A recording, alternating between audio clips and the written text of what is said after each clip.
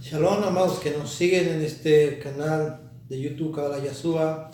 Vamos a continuar con esta serie de videos acerca de Mashiach, quién es Mashiach, cuál es su propósito en el mundo.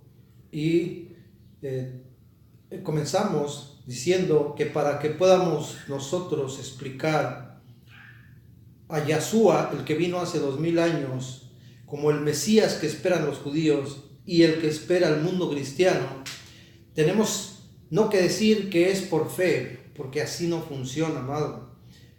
Estamos hablando de la vida de toda la humanidad. Estamos hablando del propósito de Dios con el mundo, algo que no se puede solucionar a través de decir yo tengo fe y así va a ser.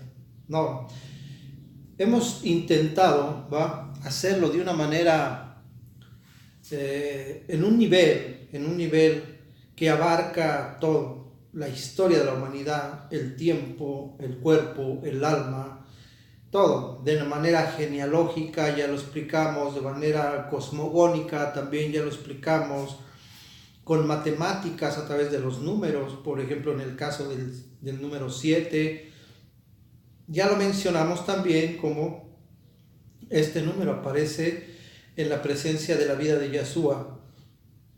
No puede un ser humano crear cientos o tal vez miles de casualidades en torno a su vida y la Torá. Es prácticamente imposible. El Zohar habla de Mashiach como alguien que tiene un poder, ¿sí? Como alguien que tiene un poder. Este poder radica en que es un nivel de conciencia que no se permite ninguna influencia negativa. El Zohar enseña entonces, por medio de la Kabbalah, que Tiferet es un nivel de conciencia. Este nivel de conciencia de Tiferet, que es la Sefirot que corresponde al patriarca Jacob, es un estado de conciencia, es una fuerza que no se permite la influencia de las fuerzas destructivas, y lo vamos a ver. El problema radica entre los que argumentan que Yeshua ni siquiera fue el Mesías de su tiempo, mucho menos el de ahora, es porque ellos dicen que no cumple los requisitos para ser el Mesías. Primera, porque no trajo la paz al mundo y porque murió. Y no puede una persona que muere ser el Mesías, porque entonces es un ser humano. Necesitamos entender la extrapolación que existe entre el pueblo judío y la humanidad. Son los dos tipos de personas que hay, el judío y el no judío. Hay un trato de parte del Creador. La historia comienza en un punto, después se abre y después se expande. Estoy hablando de Adán, que cae al mundo. Como caído viene el alma de Abraham. El alma de Abraham se abre, se expande a través de sus hijos y a través de los 12 patriarcas comienza una expansión a nivel nación Israel en el mundo. Entonces el Goyín, el gentil, que no tiene Torá, que no conoció mandamientos ni nada, tiene un problema, que es elevar su alma a una vibración que el pueblo judío logró por medio de las mitzvot, por medio de los mandamientos. Lo vamos a ver porque ya hemos hablado de esto. Pero ahorita el punto es, ¿por qué tuvo que morir? ¿Por qué tuvo que morir? El trato con el Creador para los humanos gentiles es la presencia de Yeshua. Yo he dicho que las 3 circuncisiones del Nefesh, Ruach y Neshama las cumple Yeshua, no para los judíos. Estoy hablando del mundo gentil. Necesitamos separar ahorita este concepto.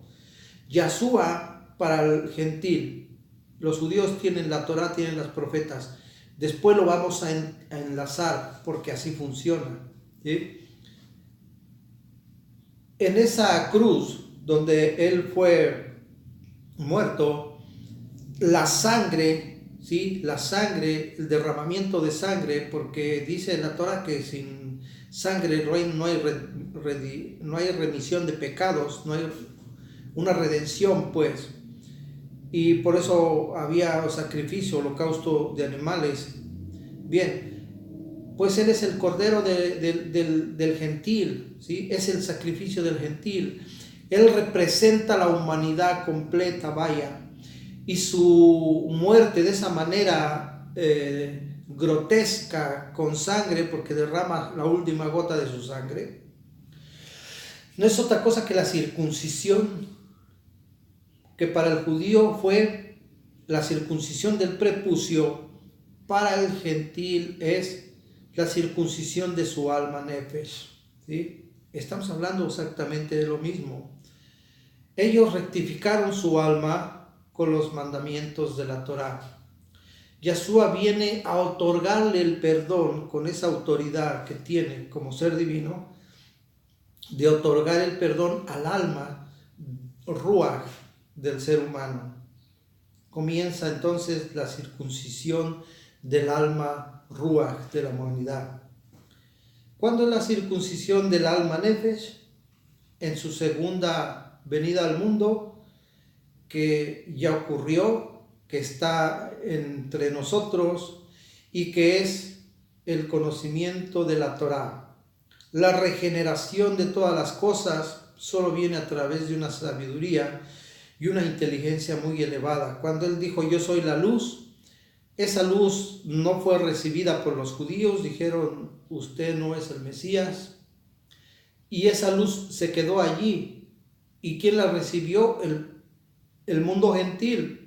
Bien, entonces él por eso tuvo que morir, ¿sí? Era la muerte del ego, era la muerte de esas emociones equivocadas. Él se convierte entonces en el corbán, ¿sí? En el holocausto de la humanidad gentil. Hasta este punto los judíos tienen el trato con el Creador. Entonces yo he dicho, como vino Yahshua en un tiempo diferido, ¿sí? Pues los gentiles lo recibieron y los judíos que tenían un nivel de alma muy elevado, dijeron, no es así, no creemos que tú seas el Mesías. No le quisieron poner porque tendrían que aceptarle como una autoridad sobre el rabinato, sobre el Sanedrín, algo que no estaban dispuestos a dejar. Es algo a lo que no estaban dispuestos a soltar tan fácilmente, ¿sí?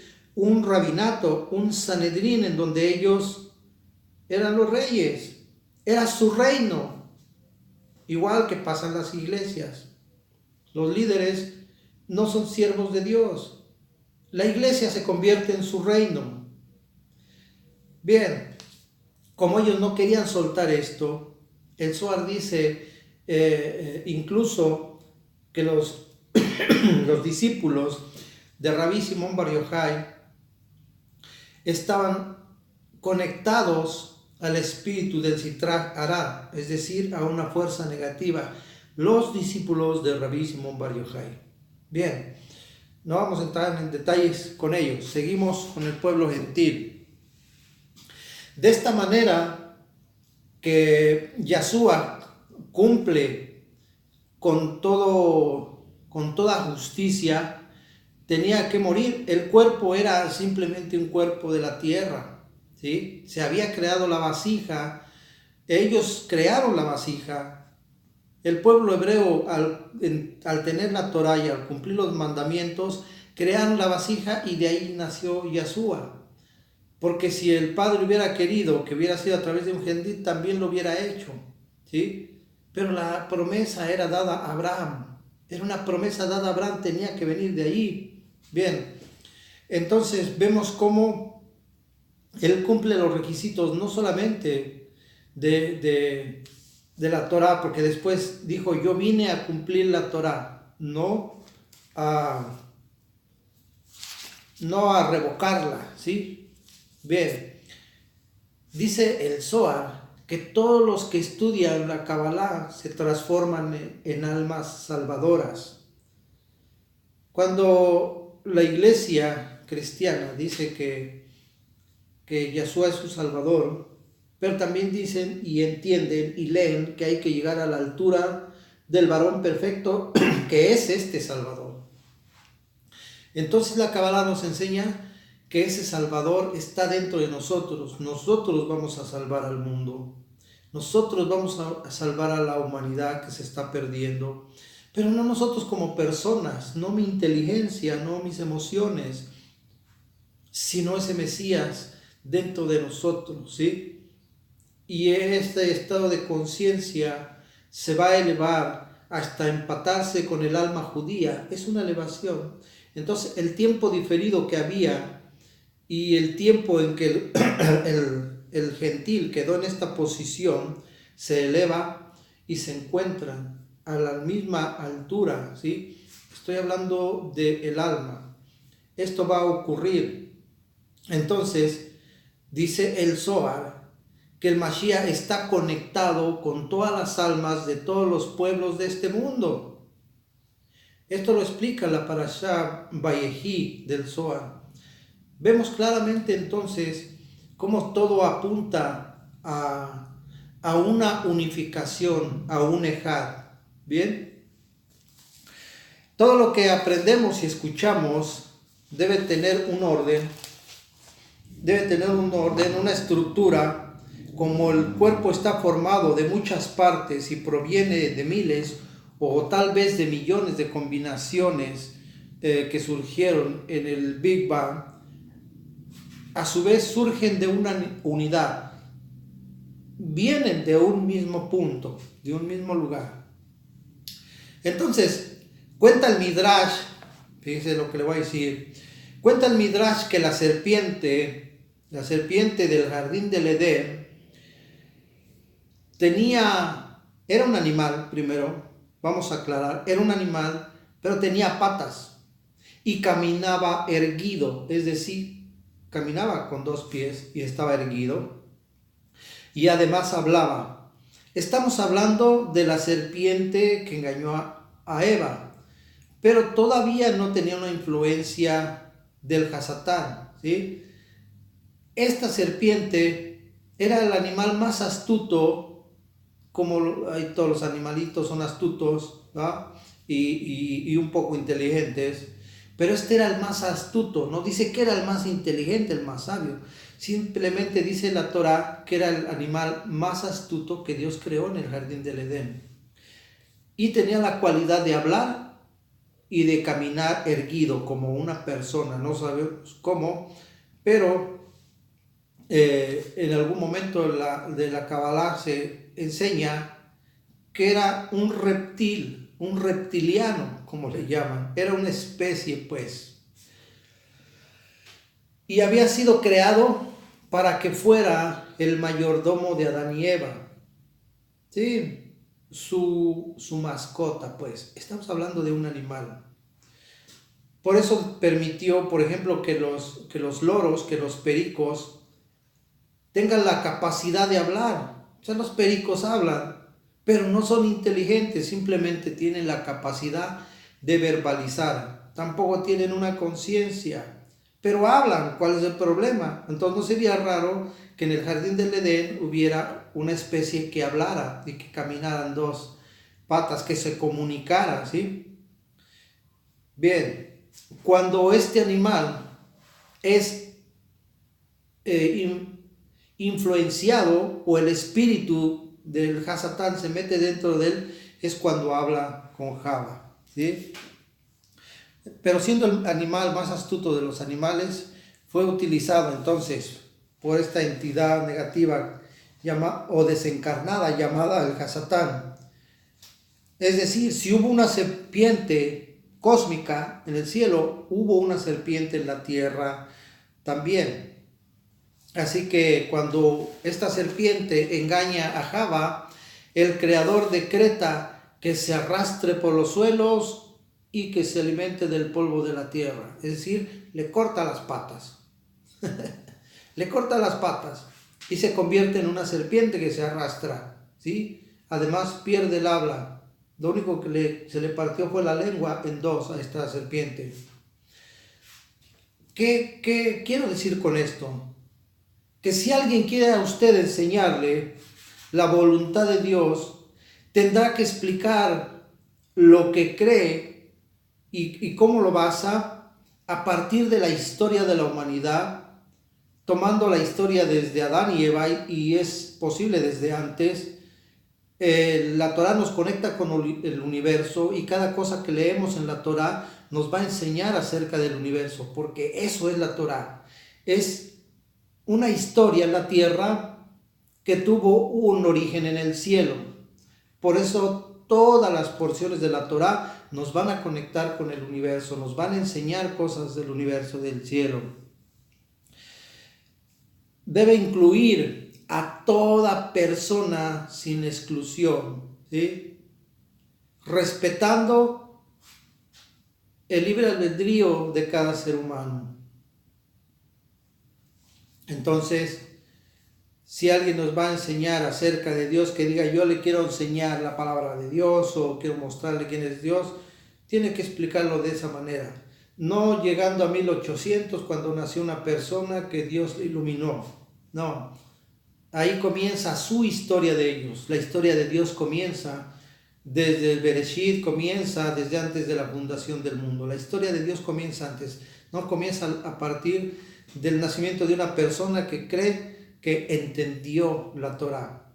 Ven, si no es así, muy probablemente lo que le está enseñando no tiene los pies de un fundamento, no tiene el pensamiento que es el futuro, ¿sí? De un propósito, no tiene ni pies ni cabeza, no tiene patas. Entonces seguramente viene de parte del Nahash, de la serpiente. Y aquello que no tiene llantas, que no tiene patas, que no tiene pies, está sentenciado a no caminar, a no avanzar hacia ninguna parte. Entonces, vemos cómo todo debe de tener una hilación de pensamiento correcta. Ahora vamos a ver una parte del Zohar, en la Parashá Vayehi, habla del Mashiach. Y ya dijimos que dice que tiene un poder, que es una fuerza, que es la de no permitir ninguna influencia negativa. Y podemos decir, bueno, pues él era el Hijo de Dios, tenía esa fuerza. Sí, la quiso transmitir, la quiso enseñar, porque no era cosa de un día, amados. Les iba a dar los 23 tomos del Zohar, se los iba a enseñar a los rabinos, y ellos dijeron, no le dieron ni la oportunidad. A pesar de que no podían con su sabiduría, a pesar de que no podían con su fuerza. Y quiero que sepa que el que resucitara muertos, el que sanara enfermedades a la vista de todo el mundo, esto no cuenta para el judío, ¿eh? No piense que usted que porque él levantó muertos, los judíos dicen, ¿y eso qué? También nuestros sadik, también nuestros antiguos santos tenían ese poder. O sea, usted no va a impresionar a un judío porque Yahshua levantó muertos, ¿sí? Por eso ellos no vieron el alma, ellos vieron a un ser humano, pues, ¿sí? Pero vamos a hablar de algo delicado porque lo menciona el Zohar, ¿sí? Acerca de las almas, acerca de las fuerzas destructivas que son energías. Es el Hasatán, ¿sí? Que tiene la intención de extraer y de robar la esencia creativa del ser humano. Es decir, usted como persona es creativo. Somos imagen y semejanza del Creador. ¿En qué forma? Pensamos como el Creador, tenemos emociones como el Creador y tenemos un alma nefesh que nos dio el Creador, ¿sí? En estos tres niveles de alma tenemos el poder de crear. Del nivel Nefesh es el nivel de reproducción, de producir vida, de engendrar hijos y otras acciones. Pero en el alma Ruach, nuestra capacidad de otorgar a través de este magnetismo que tenemos en el corazón de transmitir amor, también es una fuerza creativa. También creamos con el corazón, pero viene la fuerza más poderosa del ser humano, está en su alma Neshama, en su inteligencia, en su mente. Porque esta mente, esta inteligencia conecta para arriba o puede el ser humano conectarla para abajo. Vamos a hacer un dibujito para poderlo entender un poquito más, ¿sí? Tenemos a una persona y esta persona tiene tres niveles de alma: el Nefesh, el Ruach y esta que sería la Neshama, la parte superior. Si la mente está conectada con las cosas de este mundo, de este planeta, con la riqueza, con el deseo de recibir, con el placer, con el yo, y al parecer están enfermos del yo. Es una fuerza que impele hacia abajo, ¿sí? Mi mentalidad baja esa fuerza al corazón. Después el corazón baja esa fuerza al alma Nefesh. Y entonces toda la estructura de mi alma desciende hacia abajo, ¿sí? Toda la energía. Y esto lo hacemos de una manera repetitiva. Pensamos mal, sentimos mal y actuamos mal. ¿Por qué ya entiende ahora por qué le pintan cola al diablo? ¿Sí? Porque es una energía una flecha hacia abajo, ¿sí? Hacia lo que se le llaman los inframundos.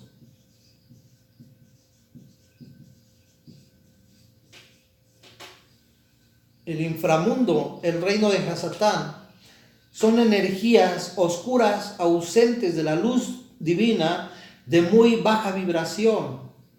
Si no entiende esto, se puede comprender de una manera muy sencilla. Por ejemplo, cuando sale una rata de repente, o una cucaracha enorme, un animal, una víbora, qué sé yo, pues uno siente que se le paran los pelitos de acá arriba. Pero, ¿por qué le tenemos miedo a una rata? Si la rata no me va a agarrar del cuello y me va a decir te voy a asesinar. ¿Cuál es la reacción y por qué se produce esa reacción de miedo a la rata?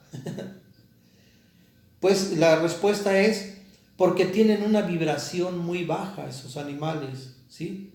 La vibración de su alma es muy baja. Por eso nos provocan miedo, ¿sí? Se nos enchina la piel, se nos paran los pelitos cuando sale una rata, si no es que pega el grito a la persona. Entonces por eso entendemos que ese es el tipo de vibración. Es el tipo de vibración en este lugar. Es el inframundo. Es el reino de las tinieblas. Por eso es que quiere jalar esta luz para mantener un poco de vida. Quiere mantener su falta de ausencia de luz, su necesidad de luz, la quiere extraer de la fuerza que Dios nos dio, de la imagen y semejanza que Dios nos dio, de tener una luz en nuestra mente, en nuestro corazón y en nuestra alma Nefesh. Ahora, como ya vimos cómo funciona en un sentido inverso, down, hacia abajo, entendemos pues que cuando nuestra mente está conectada con la esencia divina, es decir, con los secretos del cielo y de la Torá, esta fuerza, porque es la más fuerte, es la que conecta con el Creador directamente, jala hacia arriba al alma Ruach y jala hacia arriba al alma Nefesh, ¿sí? Haciendo del alma humana una vibración más alta. Ya no esta vibración, sino una vibración que solamente es luz, ¿sí? Que es luz. Yahshua, y quería enseñarles esto. Yahshua hace 2000 años quería enseñarles esto. Y al final de cuentas, lo hizo, aunque no le comprendieron. Y lo vamos a hacer de otra manera. Con el árbol de la vida. ¿Sí? Con el árbol de la vida lo vamos a dibujar en 3 ocasiones, porque estamos hablando del alma Ruach y del alma Nefesh y del alma Neshama. Tenemos el árbol de la vida.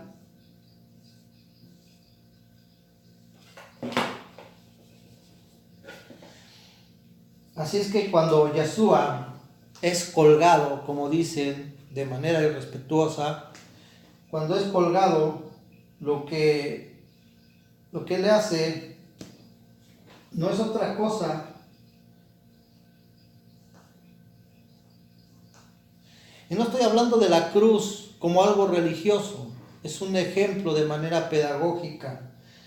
En esa muerte, en la cruz, lo que hace es conectar el mundo, ¿sí?, con la cuarta dimensión. Él quiere jalarlos a esa cuarta dimensión de la existencia, que es donde dice: vine a cumplir, vine a dejar de ser físico para ser espiritual, para que pasen del nivel simple de la historia de la Torá al secreto de la Torá. El primer milagro de Yahshua fue convertir el agua en vino, y ahorita vamos a explicar eso de una manera más bonita. Entonces, Él es la conexión, por eso está entre la tierra y el cielo, y por eso lo podemos dibujar como una Bab. Él es una Bab, ¿sí?, con los brazos abiertos, ¿sí?, el equilibrio.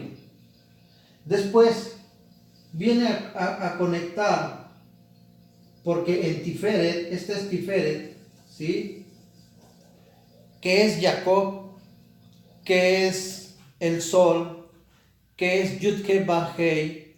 Entonces hace una conexión, ¿sí?, entre esa dimensión y el mundo.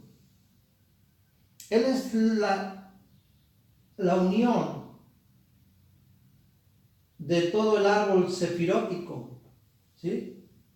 Todo lo une, todo lo integra, porque es un estado de conciencia, es un nivel de alma, ¿sí? Vemos cómo Él aparece, lo hemos dicho, como una Trinidad, y la conexión entre todos, ¿sí? Los brazos abiertos no es otra cosa que la conexión de una dimensión con otra, ¿sí? Es la conexión de una dimensión con otra. Y esta es la estructura que tiene el árbol de la vida. No es otra cosa más que estados de conciencia que se unen, pero que primero tienen que iluminarse, tienen que encenderse. Es la puerta, es una puerta dimensional el árbol de la vida, que se ha ido iluminando a través de las conciencias de Abraham, Isaac, Jacob, Moshe, Aarón y el rey David. Una vez que estuvieron esas almas encendidas ahí, falta la conexión que va a conectar o a encender toda la luz, va a iluminar toda la luz. A través de Tiferet se ilumina todo el árbol de la vida. Tiferet es Israel, es Jacob, es un nivel muy elevado de conciencia, en donde se produce a partir de que nosotros conectamos nuestra mente con el Creador, pues todo el ser humano sube a esa dimensión espiritual, o lo mismo que él llamaba el reino de los cielos. Entonces, la presencia de Yahshua en el mundo físico fue para hacer un entrelazamiento cuántico entre la ciencia divina y el ser humano. Por eso podemos entender cómo esta fuerza la entendemos, por ejemplo, en el patriarca Yosef, de José el Soñador, la fuerza que él tuvo para vencer la tentación que le dio la mujer de Potifar, ¿sí?, que era un evento sexual. cómo él tuvo esa fuerza para vencerlo, ¿sí? Es que lo pudo haber hecho cualquier persona, ¿no? Pues no quiero problemas con Potifar porque era un poderoso de Faraón, me echó a correr. Ese no fue el punto. Él era un alma especial que venía a cumplir esa función. Él venía a fundar Yesod, a ser el fundamento de Yesod, la luz que iluminara Yesod, porque es la última parte. Recuerden, por ejemplo, que en Tiferet está Jacob, de ahí son los patriarcas, ¿sí? Que conectan entonces con el mundo. Tendría que haber un intermediario entre Malhut y Yesod. Si ya estaba Jacob aquí, entonces José es el fundamento de Yesod. Por eso hasta el nombre suena, Yesod y Yosef. Bien, pero ¿de dónde salió esta fuerza? Dice el Midrash que él vio la cara de su padre cuando tuvo a la mujer de Potifar frente a él, ya desnuda. Dice que vio su cara. Entonces, lo que nosotros entendemos es que la fuerza viene de su padre. Pero ¿de dónde viene de su padre? ¿Sabe usted que Yosef, es considerado el sadik, más sadik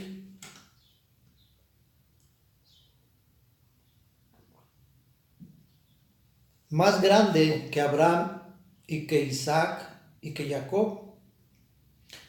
Pues el patriarca Abraham fue mucho más grande. Pues el Zohar lo considera el más grande sadik. ¿Por qué? Porque englobó o adquirió o el alma, fíjense lo que le voy a decir, el alma de Abraham, Isaac y Jacob transmigró y quedó dentro del alma de José. Así es de que José estaba influenciado y tenía dentro tres almas, la fuerza de tres almas. Pero eso es de manera espiritual, de manera terrenal, de manera física.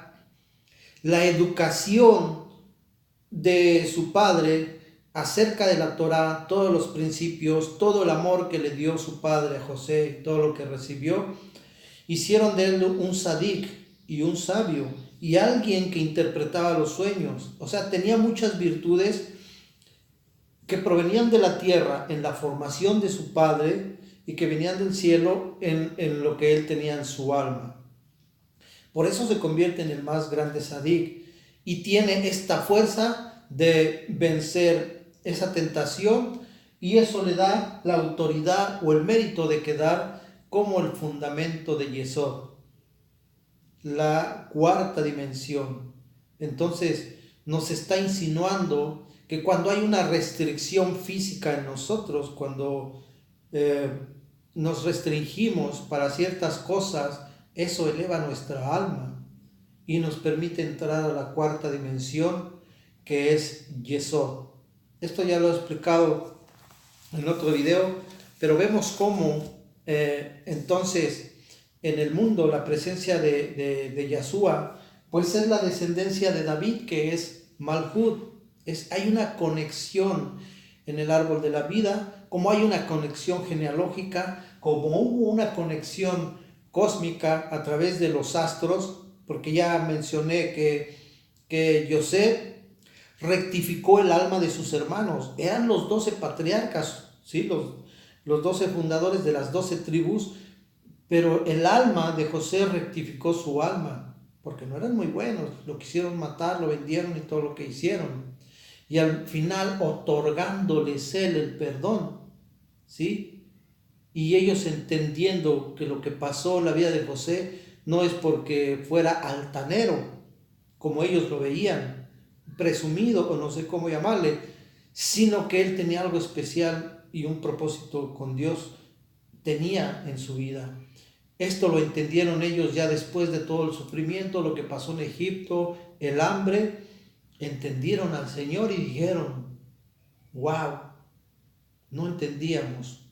Y terminaron postrados en la presencia de Yosef, tal como él lo había soñado en su alma Neshama. Bien, entonces quiero mencionar otro concepto, ¿sí? Ya vimos de dónde salió la fuerza de José. Era parte en su alma, pero no vamos a estar creyendo que si yo no tengo un propósito con Dios del cielo, entonces mi alma pues no tiene mucha capacidad, no. Aquí hay una educación de forma terrenal, ¿sí? Todos los conceptos de la Torá, el hecho de que el Midrash dice que Yosef hablaba 70 idiomas y uno más que Faraón. Para ser Faraón, para ser el rey del mundo, para ser el rey del mundo, se tenía que ser sabio. Faraón sabía 70 idiomas, no había más.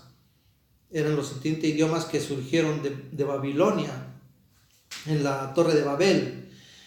Pero José hablaba los 70 idiomas y uno más que era el hebreo, el cual no hablaba Faraón, ¿sí? Él tenía una educación, tenía una formación, tuvo un aprendizaje.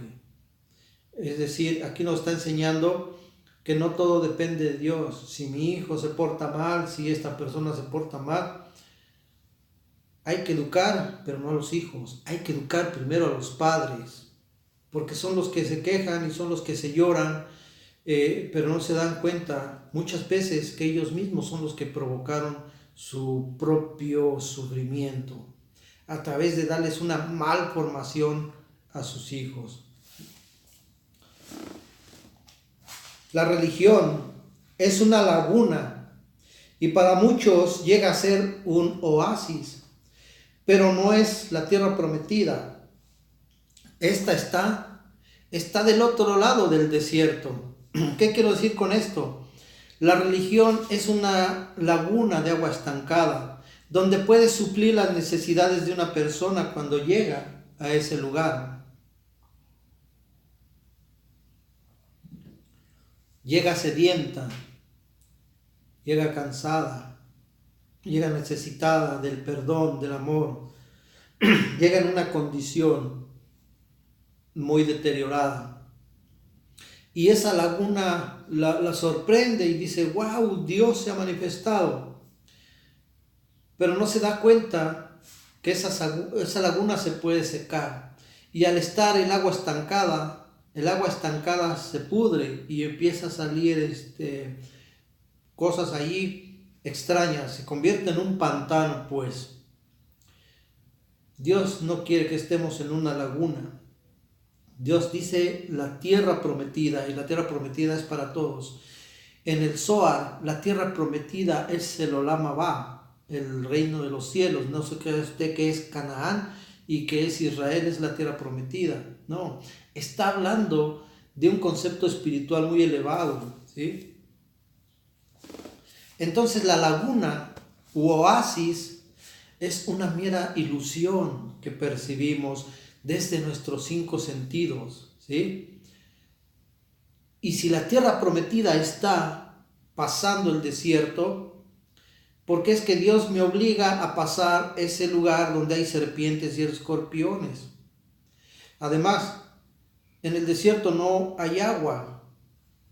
En el desierto no hay agua. Pero los judíos estuvieron 40 años en el desierto. 40 años es una letra, ¿sí? Todos los números que aparezcan en la Torá van a tener un significado profundo. La Mem vale 40 y representa el elemento agua. Pero si era el desierto, ¿por qué representa la Mem estos 40 años en el desierto? Si es agua y ahí no había agua. Claro que Dios les proveía agua, no se murieron de sed. Pero estaba diciendo que esos 40 años, que es la Mem, que es el agua, la Torá es llamada agua o rocío del cielo. Ellos estaban siendo alimentados, formados, educados con los 613 mandamientos de la Torá, del agua que venía del cielo. ¿sí? Por eso les decía hace rato del milagro de Yeshua de convertir el agua en vino. Y ahorita lo vamos a ver para como un último concepto. Y dijo, pero el que beba del agua que yo le daré, no tendrá sed jamás. Será en él una fuente de agua, una fuente que salte, que brote, dice, para vida eterna. ¿Qué estaba diciendo Yeshua? Hoy en nuestros días, esa palabra que dice, en él, el agua que yo le dé, en él brotará, saltará para vida eterna. Esta palabra es conectar con la vida eterna, ¿sí? Entonces, cuando yo estudio la Torah, de mí emana una fuente que conecta con la vida eterna. Si no se entiende este concepto, entonces no entiende la religión lo que está enseñando.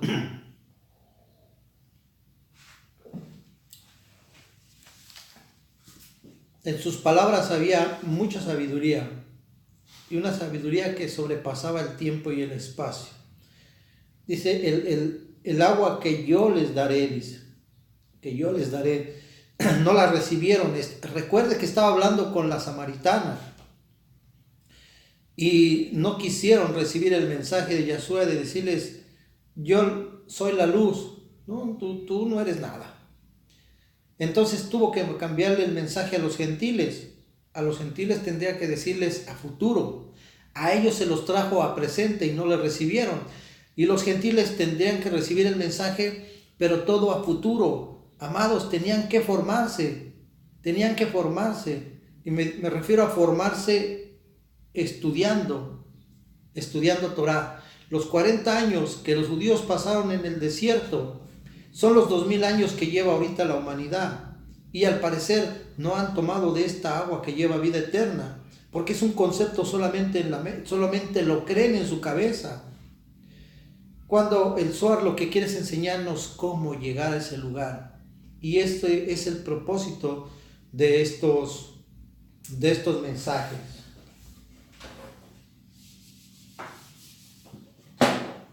Ahora vemos, como él dijo, yo vine a cumplir la Torah, vine a pasarlos del nivel Sod, del nivel simple, del nivel Shad al nivel Sod. Yo vine a cumplir la Torah, a pasarlos de un nivel a otro, no a abrogar la ley, a dejarla como está, pero a ustedes, los gentiles, darles esa dimensión a la otra, a los que ellos ya la tienen, a los judíos, ya tienen esta dimensión, ya pasaron al otro nivel, pero no quieren el que sigue todavía porque hay uno más elevado.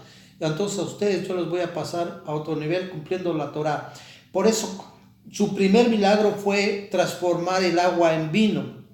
No como dicen ahí porque todo lo que iba a hacer era excelente, sino porque aquí lo vamos a demostrar con la palabra Same. Same, Bag, Nun, ¿sí? Que vale 70 y que significa, es la palabra Sod. Perdón, aquí me equivoqué con esta. Que está en Bag, dale. Same, Bag, dale. Esta vale 60, esta vale 6 y esta vale 4. Tenemos una gematría de 70, que es la palabra Sod, que significa secreto. Ahí está, la palabra secreto, es el Sod, vale 70. Y la palabra, ahora sí, Yud, Nun, ¿sí? Que vale 70 también. La Yud vale 10, la Yud vale 10, la Nun vale 50. Tenemos una gematría de 70. Esa es la palabra Yayin. Se pronuncia Yayin, que es vino. Es vino, por eso digo que él era, en su interior estaba el vino, que era su sangre. Su cuerpo era la Torá, es decir, él era la Torá andando y dentro estaba su sangre, que era el secreto o la revelación de lo que estaba escrito en las historias. Él era la Torá andando y era el Sod, era el alma,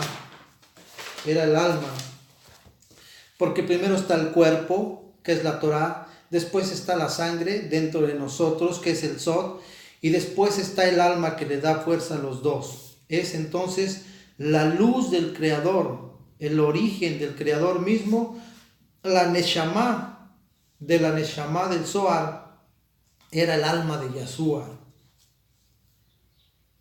Esto es algo muy fuerte, ¿sí? Sobre todo para los que son cabalistas y estudian Torah en niveles avanzados, no lo entiendes, no lo enseñan así.